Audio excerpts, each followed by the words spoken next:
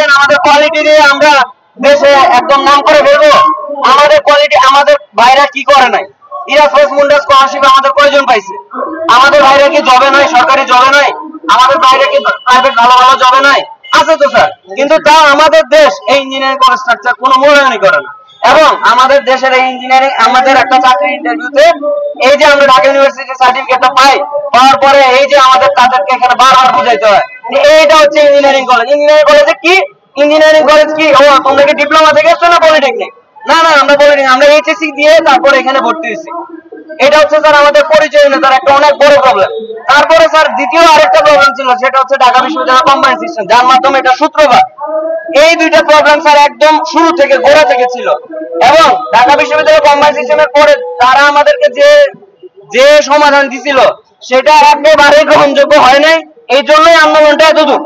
সেখানে আপনারা বলতেছেন সব সমস্যা